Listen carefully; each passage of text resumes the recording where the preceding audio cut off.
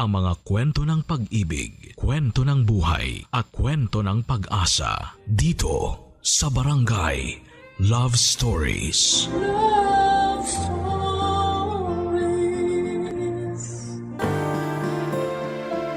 Ang pagmamahal ay hindi palaging may kapalit. Dahil mas mahalaga na minamahal mo ng buo at totoo ang isang tao. Kahit ikaw na lang ang lumalaban. Ikaw kabarangay, kaya mo bang ipagpatuloy ang pagmamahal kahit na ikaw na lang ang naniniwala? Dear Papa Dudut, sa buhay natin ay palaging may isang taong nagbibigay ng kulay at direksyon sa atin. Yung taong ginagawa nating dahilan para maging matatag tayo at magpatuloy na maging malakas. At masasabi ko na walang ibang pwedeng makapagbigay kulay sa buhay ko kung hindi ang nag-iisang anak kong si Marlon. Papa Dudo, tawagin niyo na lamang po ako sa pangalang Selly. 51 years old at nagtatrabaho bilang mananahe sa isang pabrika. Maaga kong nabiyuda dahil namatay sa stroke ang asawa ko. Kaya naman mula noon ay mag-isa ko nang tinataguyod ang anak kong si Marlon. Maswerte ako na may mabubuting tao na handa pa ring tumulong sa akin noon. Pero hindi talaga naging madali ang pagiging single parent ko. Pero kinaya ko para sa nag-iisang anak ko. Dahil wala naman na siyang ibang aasahan kung hindi ako lamang, Papa Dudut.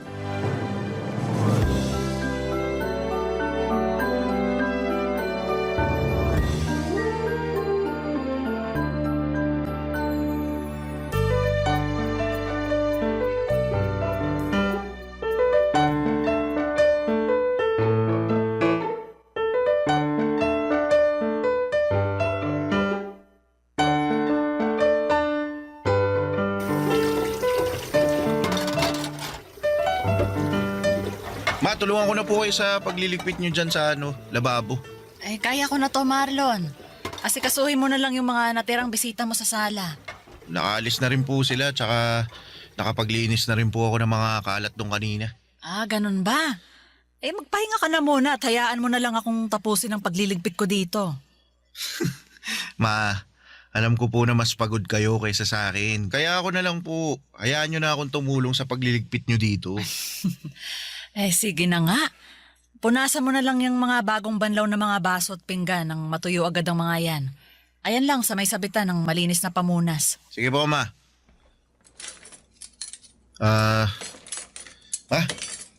Thank you po pala sa paghahanda nyo para sa pagtatapos ko ng high school. Wala kang dapat na ipagpasalamat sa akin. Kasi alam mo namang matagal ko na rin plinano to.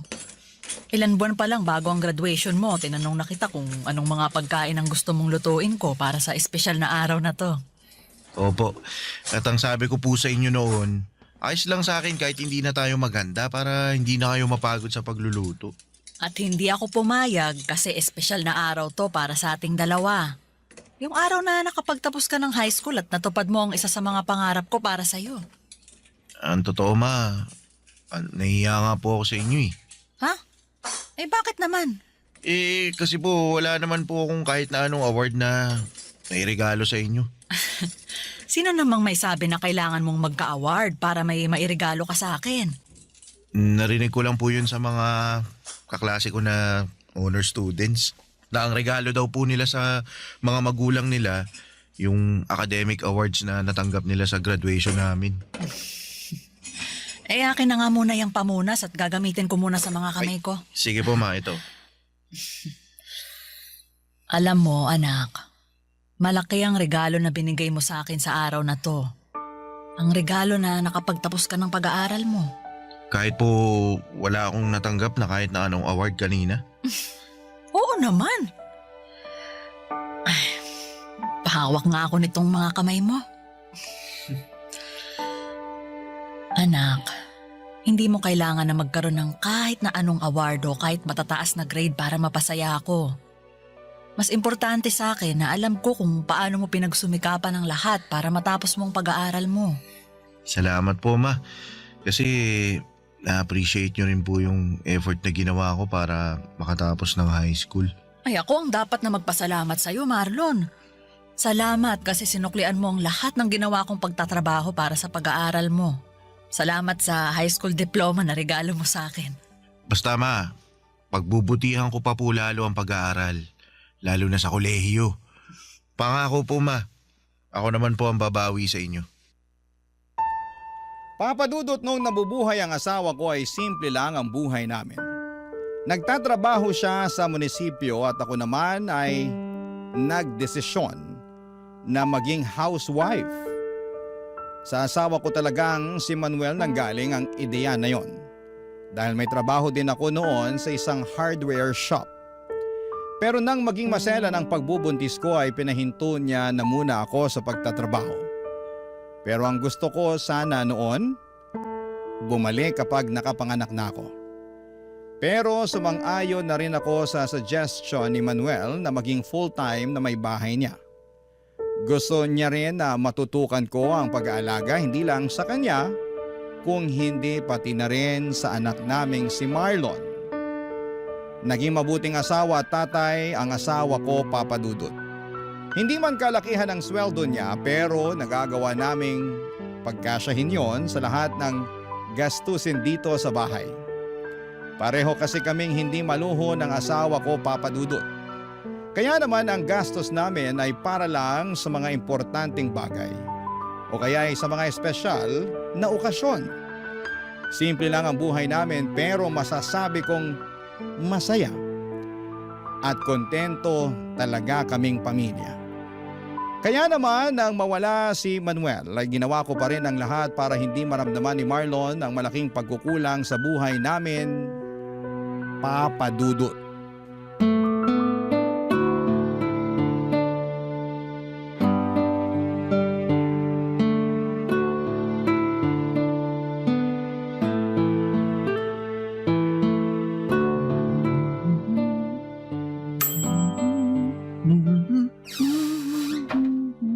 Oh, Marlon, ang aga mo naman yatang nakauwi ngayon. Opo ma, hindi po kasi pumasok yung professor sa last subject kaya yun, cancelled yung klase namin. Ah, sakto ang uwi mo. Kasi katatapos ko lang din halos mag-bake. Uy, nag-bake po pala kayo ng paborito kong banana cake. Ayos.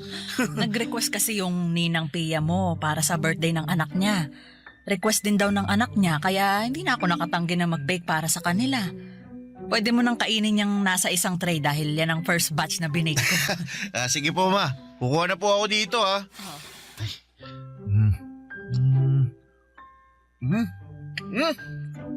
Grabe naman po ma, napakasarap talaga nitong banana cake na gawa nyo. Ayos. Anak, para namang ngayon mo lang natikman ang banana cake na binibake ko. Iba po kasi yung pagkaka-bake nyo ngayon, sobrang sarap. Ma, hingi pa ako ha. Kumuha ka lang sa tray na yan kasi para sa'yo talaga yan. Mauubos ko po yung buong tray na to ma. Eh kahit ubusin mo pa yan, meron pang extra na tray ng banana cake para sa'yo. Buti na lang at napaaga yung uwi ko ngayon. Masusulit ko yung napakasarap na binake nyo ma. Eh alam mo, kanina ko pa napapansin ha, parang napakasaya mo ngayon ha. May gusto ka bang ikwento sa akin, Marlon? Halata po ba ma? Hindi lang halata. Kung hindi halatang halata talaga. Ano bang nangyari at ganyan kakasaya? Wala naman po kakaibang nangyari kanina sa university. Pero may gusto po pala akong itanong sa inyo. Ano yon, Marlon? Paano po kayo niligawan ni Papa noon? Seryosong tanong ba talaga yan? Opo, kasi bigla po akong na-curious sa sa love story niyong dalawa. O sige, sasagutin ko na ang tanong mo. Ang papa mo kasi, hindi mahiyain tapos makulit, na parang ikaw. Mahilig siyang magbigay ng mga regalo pero hindi yung mga mamahaling bagay. Kung hindi yung mga simpleng bagay na alam niyang makakapagpasaya sa akin, kagaya ng mga bulaklak na pinipitas niya sa mismong bakuran ng bahay nila, O kaya prutas at gulay mula sa tanim nila. O yung mga pagkain na siya mismo ang nagluto. Ang effort naman po pala ni Papa sa mga regalo niya sa inyo. Oo. Kasi ang sabi niya, gusto niya na lahat ng bagay na ibibigay niya sa akin, totoong pinaghirapan niya. Yun daw kasi ang paraan niya para patunayan na seryoso siya sa panliligaw na ginagawa niya sa akin. Ikaw ba, anak? May napupusuan ka na bang babae na gusto mong ligawan? Po? Ako po? Oo. Ay, ikaw lang naman ang anak ko at nag-iisang kausap ko ngayon dito sa kusina. Sino ba yung babaeng nagugustuhan mo? Ano po Kaklase mo ba yan? hindi po, pero estudyante rin po siya sa university na malapit sa amin. Giselle po yung pangalan niya, ma. Ganda siya. Mabait. May cute na dimple sa magkabilang pisngi niya. Tapos kapag ngumingiti po siya, mas lalo po siyang nagiging cute sa paningin ko. Tsaka mabait po talaga siya. Sigurado ako, magugustuhan niyo po siya, ma.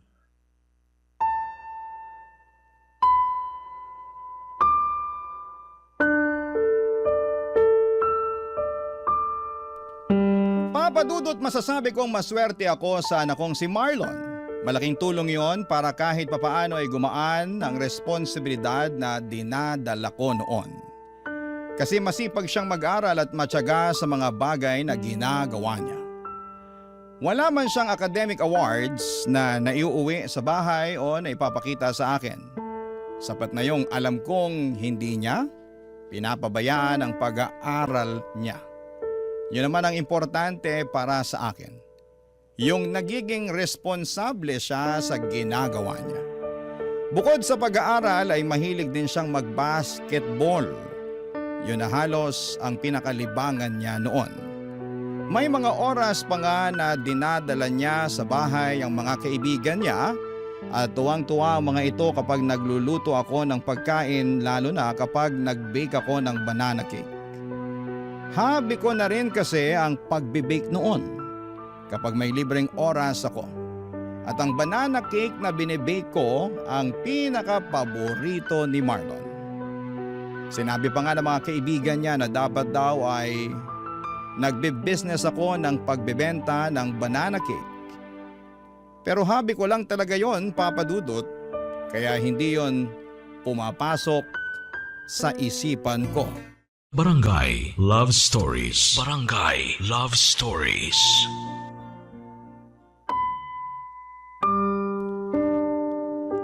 Papadudot, hindi madalas magkwento si Marlon ng tungkol sa mga babaeng nagugustuhan niya. Naririnig ko lang sa mga kwentuhan nila minsan na may mga kaibigan niya na nag-uusap kapag nakatambay sila sa bahay. Ang pag-aasaran nila ay tungkol dito.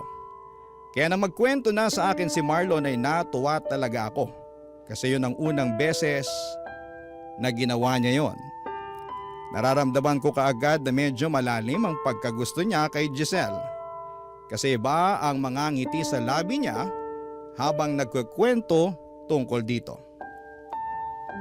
Papadudot, madalas din na hawak niya ang cellphone niya kapag nasa loob siya ng bahay.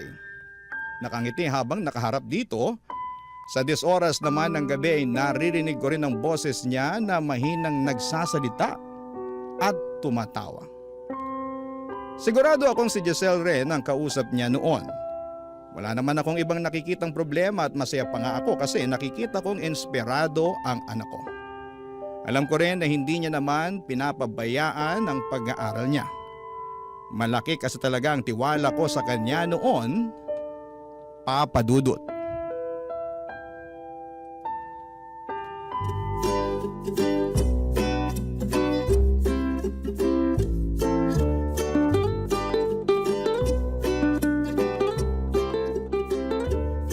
Anong masasabi mo sa sinigang na hipon na luto ni Mama? Masarap, Marlon. Kinilig ka sa sarap, di ba? Parang ganun na nga. Sabi ko naman sa'yo masarap magluto yung mama ko. Mamaya matitikman mo yung napakasarap na banana cake na palagi niyang binibig. Nirequest ko talaga yun para sa'yo. Naku, kapag natikman mo yun, makakalimutan mo talaga yung pangalan mo. Totoo ba yan, ha? Marlon, Oh. baka naman masyado nang mag-expect si Giselle na masarap ang binibake ko na banana cake, ha? Bakit? Masarap naman po talaga, ma. Ang dami na nga pong gustong umorder at maging reseller ng binibake nyo eh. Kayo na lang po talaga yung tumatanggi sa kanila. Alam mo naman na hobby ko lang ang pagbe-bake na ginagawa ko, Marlon. Pareho po kayo ng mommy ko, tita. Mahilig din po siyang mag-bake. Talaga? Ano yung madalas na binibake ng mami mo? Chocolate brownies and muffins po, tita. Pero hobby lang din po niya ang mag-bake kasi ayaw niya rin po na gawing business yun eh.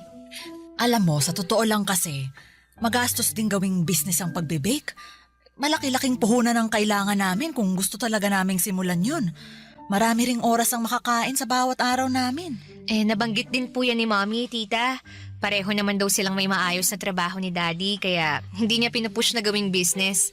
Tsaka ayaw niya rin daw po na bawasan pa ang budget na para sa bahay o sa pag-aaral ko.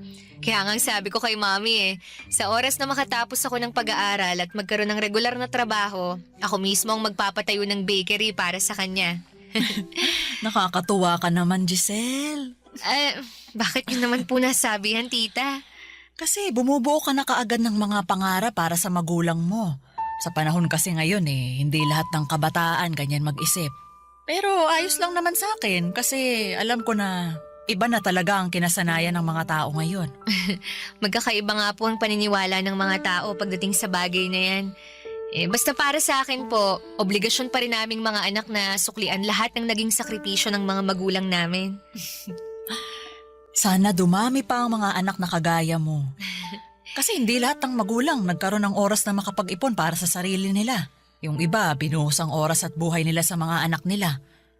Pero para sa akin naman, hindi ko naman inoobliga si Marlon na tulungan ako sa oras na makatapos na siya ng pag-aaral niya. Pero sinabi ko rin naman po sa inyo na gusto ko rin makabawi sa inyo, ma. Nakwento rin po ni Marlon sa akin yung mga pangarap niya para sa inyo, tita. Talaga? Ano naman ang nakwento ng anak ko sa'yo na tungkol doon? Yung plano niyang pagbili ng malaking bahay para sa inyo, pagpapalago ng negosyo niyo, tsaka pagkuha ng sasakyan, para kayo naman po ang maihahatid at sundo niya. Ay naku, nakakatuwa talagang marinig yan mula sa inyo ng mga kabataan. Siguro, para sa akin lang ayoko naman na itali ng mga anak ang buhay nila sa pagtulong sa mga magulang na kagaya ko. Kayo ang responsibilidad namin hanggang sa tumanda na kayo at magkaroon ng sariling mga buhay. At kahit anong mangyari, responsibilidad naming mga magulang ang sarili namin.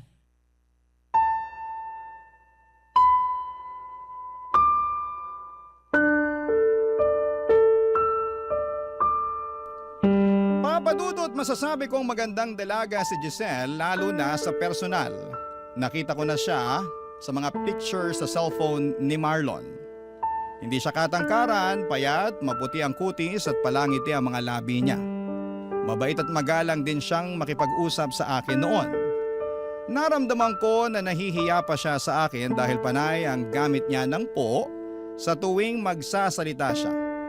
Nakwento nga ni Marlon na bago pa man sila makarating sa bahay, ilang beses pa raw na napatigil sa paglalakad si Giselle at nagtanong tungkol sa akin.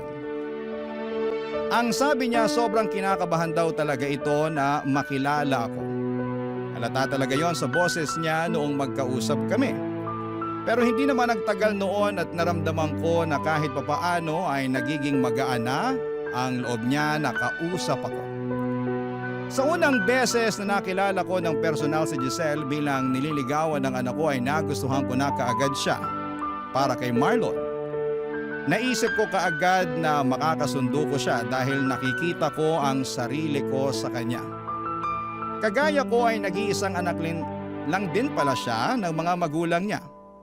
Pangarap niya na makapagtapos ng pag-aaral at matulungan ng papa at mama niya.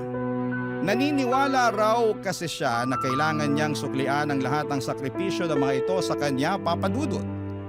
Kaya noon pa lang ay natutuwa na kaagad ako dahil mukhang maayos na babae ang napiling ligawan ng anak kong si Marlon, Papa Dudut.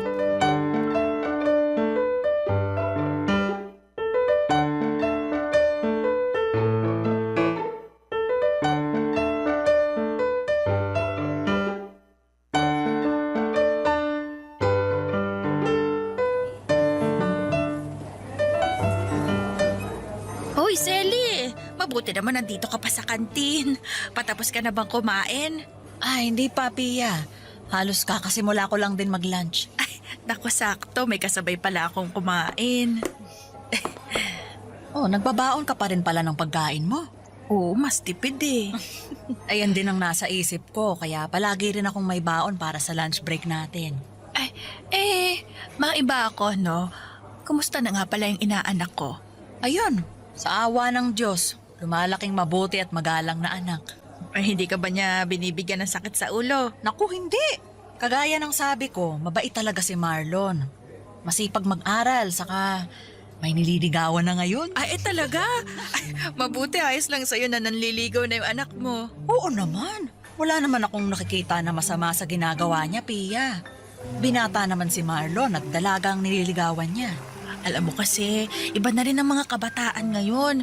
Baka lang makabuntis na maaga yung inaanak ko. Naku, may kilala ko ang anak ko at alam ko na responsable siya sa bawat bagay na ginagawa niya. Nakilala ko na nga rin yung nililigawan niya eh. Talaga? Oo. Paminsan-minsan dumadalaw din sa bahay. Nako mabait naman ba? Oo. Mabait saka magalang. Gusto ko na nga ang batang yun para sa anak ko eh.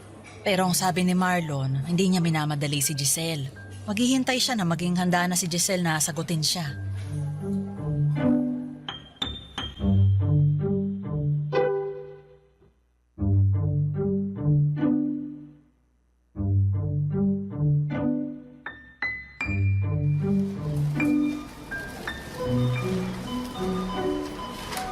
Wala na ba tayong nakalimutan na isama dito sa grocery cart natin, Marlon?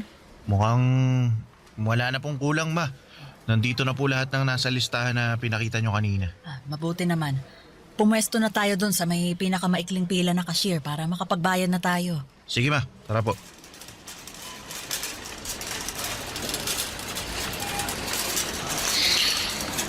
Ang daming tao ngayon dito sa grocery, no? Oo nga po, may. Mabuti na lang sinamahan mo ko at nagawa kong tapusin agad ang pag-grocery ko. Hindi rin naman po ako busy ngayon. Wala ba kayong lakad ni Giselle? Wala po, ma. Umuwi po kasi sila ng parents niya sa Pangasinan para sa birthday celebration ng lola niya. Pero, ma, ano pong tingin nyo kay Giselle? Mukha naman siyang mabait talaga, Marlon. Natutuwa nga ako at napakagalang niyang makipag-usap sa akin. Halata na mahiyain talaga siya, lalo na nung unang beses ko siyang makausap. Mahihain po talaga yun. Naalala ko naman yung kaba niya nung sinabi ko na ipapakilala ko siya sa inyo. Namutla yung muka, tsaka yung labi niya namutla rin. Hindi naman ako mukhang masungit ah. Bakit siya kinakabahan na makilala ko? First time niya raw po kasi na maipakilala sa magulang ng nanliligaw sa kanya. Sabi ko naman po, ang dahilan kung bakit dinala ko siya sa bahay para makilala niya ang espesyal na tao sa buhay ko. Kung sino yung nagbibigay ng buhay sa akin at humubog sa kung sino ako ngayon. Tsaka gusto kong makita niya mismo kung gaano kabait at kaganda yung mama ko. At nagawa mo pa talagang isingit ang pambobola na yan sa akin. Nagsasabi lang po ako ng totoo pero alam niyo ma, mabait talaga si Giselle. At yun ang dahilan kung bakit sigurado ako na siya na ang gusto ko makasama na bumuo ng mga pangarap sa buhay. Ano pala sa tingin mo ang estado ng panliligaw mo sa kanya? Mukha naman pong malaki yung pag-asa ko. Nararamdaman ko po na gusto niya rin ako eh. At malapit niya na ako sagutin, ma.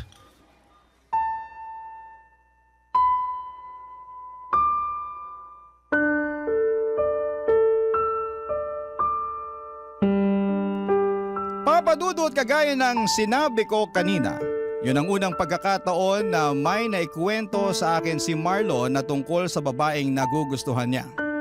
Natuwa ako dahil mas nagiging open na siya sa akin tungkol sa personal na buhay niya. Kahit malapit kami sa isa't isa ay hindi naman kasi namin na pag-uusapan ang tungkol sa bagay na yon. Naisip ko pa nga na kung nabubuhay ang asawa kong si Manuel ay baka mas makapagkwento pa sa kanya si Marlon. Pero nang magsimula na nga siyang magkwento sa akin ay iba ang saya na nararamdaman ko. Para bang mas naging close pa kami, lalo na nang magkwento pa siya ng ibang mga bagay tungkol kay Giselle. Ang saya lang makinig sa mga kwento niya at makita siyang inspirado dahil po sa isang tao. Halos hindi nawawala ang ngiti sa mga labi niya, lalo na kapag hawak niya ang cellphone niya, lalo na kapag kausap niya doon si Giselle, Papa Dudut. Barangay Love Stories. Barangay Love Stories. Papa Dudut, masasabi ko na nagmana si Marlon sa asawa kong si Manuel pagdating sa kung papaano sila magmahal ng isang babae. Kagaya ni Manuel ay nakita ko noon na palaging gusto ni Marlon na kausap si Giselle, mapatext o tawag man. Ganon din kasi si Manuel sa akin noon, Papa Dudut, dahil hindi pa uso ang cellphone noong panahon namin. Madalas akong tinatawagan ni Manuel sa telepono ng bahay namin at madalas din siyang dumadalaw noon sa bahay namin, lalo na noong nililigawan niya pa lamang ako. Kaya naman ayos lang sa akin sa tuwing magpapaalam si Marlon na aalis ng bahay o malilate na ang uwi dahil pupuntahan niya si Giselle sa bahay nila. At sa tuwing magkukwento si Marlon ang tungkol sa panliligaw na ginagawa niya kay Giselle, nakikita ko ang kakaibang kislap at saya sa mga mata niya.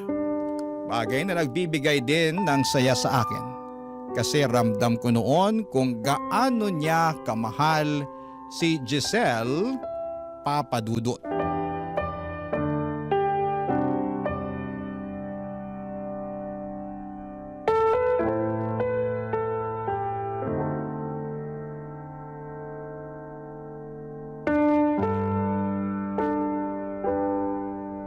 Oh, Marlon, ayos ka lang ba?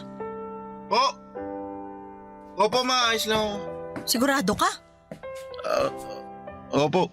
Eh bakit parang ibang boses mo kanina? Nagbubukas pa lang nitong pinto, naririnig na kitang halos nanggigigil dyan sa cellphone mo. May problema ba, anak? Sinabi ko na nga wala akong problema, di ba? Ano po ba mahirap intindihin sa sinabi ko? Ayos lang po ako, kaya hindi nyo na kailangan paulit-ulit na tanungin. At hindi mo rin kailangan na magtaas ng boses habang kausap mo ko, Marlon. Pasensya na po, ma. Ayos lang. Ano ba kasing problema? Sino ba yung parang paulit-ulit na tinatawagan mo? Wala po, ma. Yung kaklase ko lang po yung tinatawagan ko kasi may kailangan ako itanong tungkol sa research paper namin eh. Sige po, papasok na muna ako sa kwarto kasi may gagawin pa ako eh.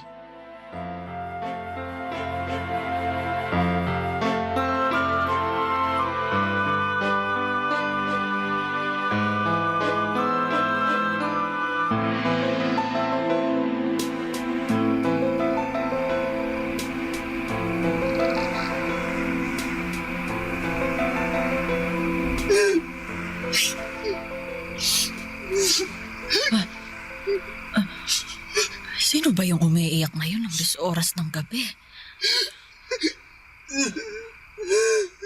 Teka, parang boses ni Marlon yun ah. Ay, makabangon na nga muna nang mapuntahan ko siya.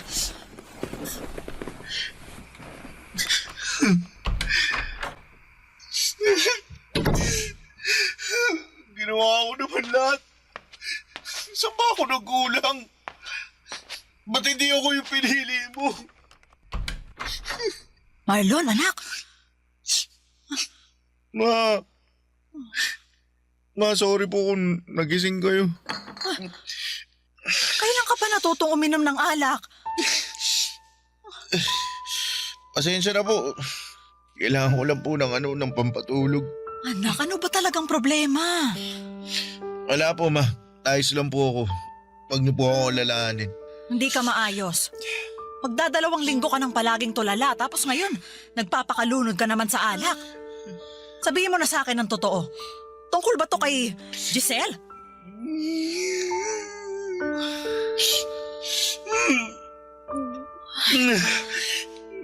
Nag-away ba kayo ni Giselle? May hindi ba kayo naging pagkakaunawaan? Ano ba talagang nangyari, Marlon? Kinausap ko po kasi si Giselle.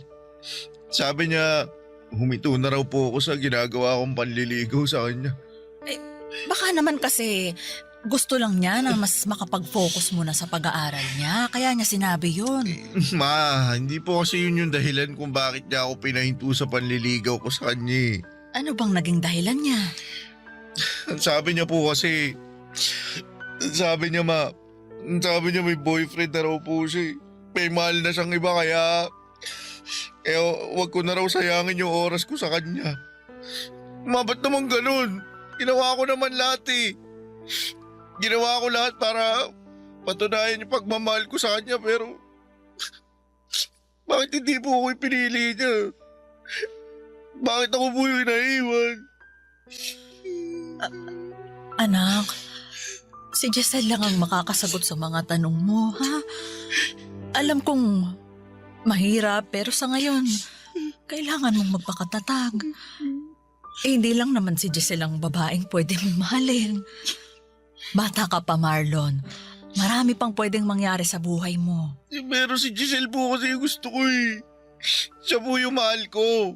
Wala po ibang pwedeng mahalin kundi siya lang. Ma, siya lang po. Mahal ko si Giselle eh. Mahal na mahal ko po siya. Mahal na mahal.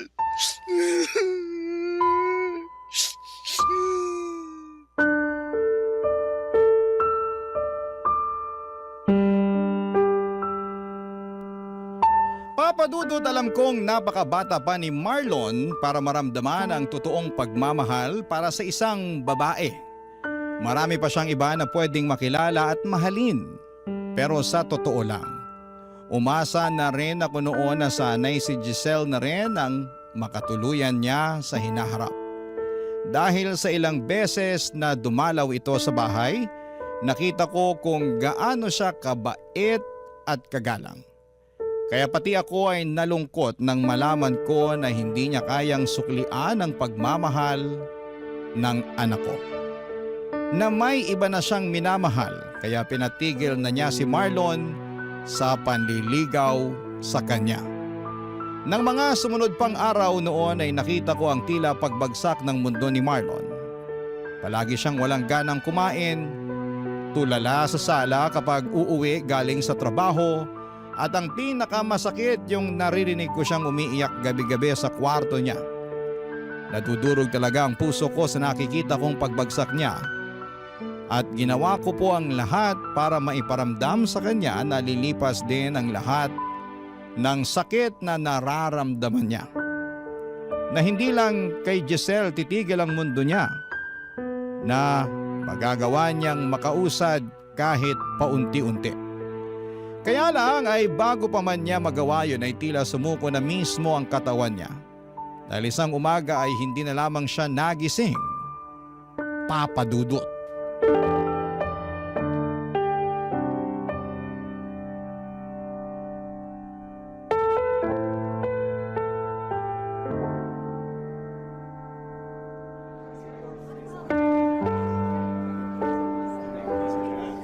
Selly, hindi mo pwedeng pabayaan ang sarili mo. Wala na rin namang dahilan para alagaan ko pang sarili ko, Pia. Huwag mo namang sabihin yan. Wala na si Marlon eh. Wala na yung nag-iisang tao na nagbibigay ng dahilan para mabuhay pa ako sa mundong to. Selly, Dapat ako na lang yung namatay eh. Dapat ako na lang yung hindi nagising. Dapat ako na lang ang nandyan sa kabaong na yan. tama na yan. Huwag ka magsalita ng ganyan. Alam mo, Pia, akala ko talaga okay na si Marlon. Na kahit paano, nakakausad na siya. Magkasabay pa kaming naghapunan noon. At nakita ko na rin siyang ngumiti ulit. Yun pala. Yun na ang huling beses na makikita ko siyang nakangiti. Pia, napakabata pa ng anak ko. Napakabata pa niya para mamatay. May dahilan kung bakit maaga siyang kinuha ng Diyos. Isipin na lang natin na hindi niya na mararanasan pa yung ibang paghihirap sa mundong ito. Selly, lakasan mo lang loob mo, ha? Kailangan mas lalo kang magpakatatag ngayon. Tita Selly, Giselle, anong ginagawa mo dito? nakikiramay po ako. Ikaw? Nakikiramay? Ang lakas naman talaga ng loob mong pumunta talaga dito sa burol ng anak ko. Selly, huminahon ka. Paano ko hihinahon kung nasa harapan ko ang dahilan kung bakit namatay ang anak ko? Tita, wala po akong kasalanan. Wala! Sigurado ka? Kung hindi mo pinaasa ang anak ko, hindi siya masasaktan ng sobra. Hindi ko po pinaasa si Marlon. Kung hindi mo siya pinaasa, sana hindi ka na lang pumayag na ligawan ka niya. O sana, hindi mo na lang pinatagal ang panliligaw niya sa'yo. Giselle, alam ko namang hindi mo obligasyon na mahalin ang anak ko. Hindi mo obligasyon na suklian ang pagmamahal niya sa'yo, pero sana, hindi mo na lang siya pinaasa. Sana hindi mo na lang sinayang ang pagmamahal niya sa'yo. Kaya umalis ka na dito! Umalis ka na! Selly! Huwag mong itulak si Umalis Giselle! ka na dito! Selly! Sandali lang po. Gusto ko lang pong makita si Marlon kahit saglit lang. Wala kang karapatang makita siya dahil ikaw ang dahilan kung bakit nandyan sa sakabaong na yan! Umalis ka! Umalis ka Tita, na! sorry po. Hindi ko po gusto na mangyari sa kanya to. Hindi ko po gusto mawala si Marlon. Sorry po, Tita. At hindi na rin umubuhay ng mga sorry mo si Marlon! Selly, tama na. Huminahon ka na. Umalis ka na dito, Giselle! At ayoko nang makita yung pagmumukha mo kahit kailan! Naging mabait sa'yo si Marlon. Wala siyang ibang ginawa kung hindi ang mahalin ka. Pero sinaktan mo lang siya.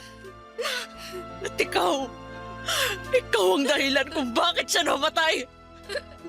Ikaw ang pumatay sa anak ko, Giselle. Kaya umalis ka na bago pa kita kaladkarin palabas ng pamamahay ko. Umalis ka na!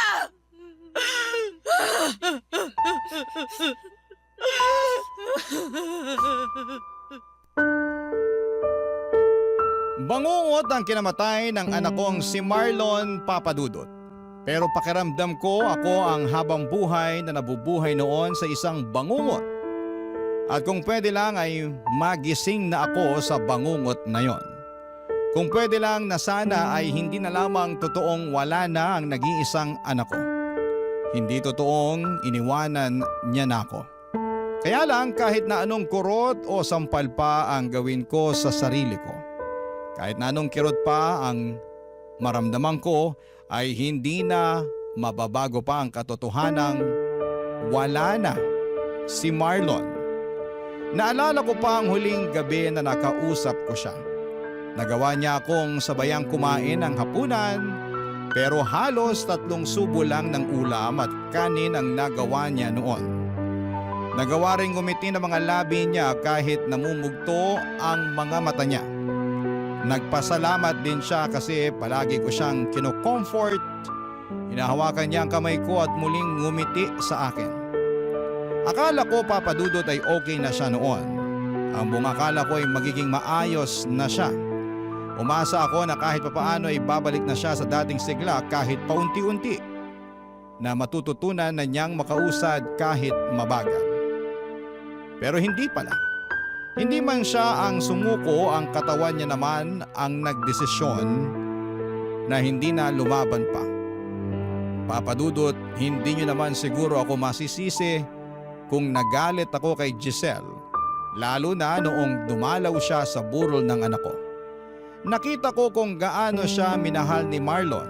Walang ibang ginawa noon ng anak ko kung hindi ang ipakita at iparamdam na seryoso ito sa panliligaw kay Giselle.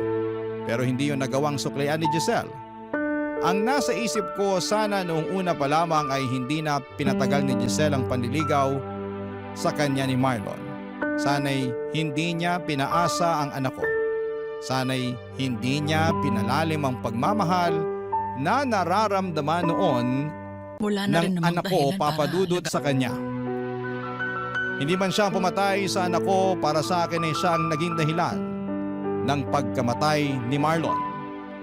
2 taon na ang nakakalipas mula nang mawala si Marlon pero parang kahapon lang nangyari ang lahat. Parang kahapon lang niya ako iniwanan. At umaasa ako na sa paghilom ng sugat ng puso ko, Papa Dudut, dahil sa pagkawala niya, ay maghilom din ang galit na nararamdaman ko para kay Giselle. Dahil alam ko na hindi rin gugustuhin ng anak ko na patagalin ang nararamdaman kong galit para sa babaeng sobra niyang minahal. Salamat po sa pagbasa ng aking liham at sa mga kagaya ko na nawala ng minamahal sa buhay. Naway makausad tayo at matutong magpatawad sa mga nakapanakit sa atin. Ang inyong kapuso at kabarangay forever, Selly. Anong say mo sa Barangay Love Stories na ito? Pagkwentuhan natin sa comment section yan.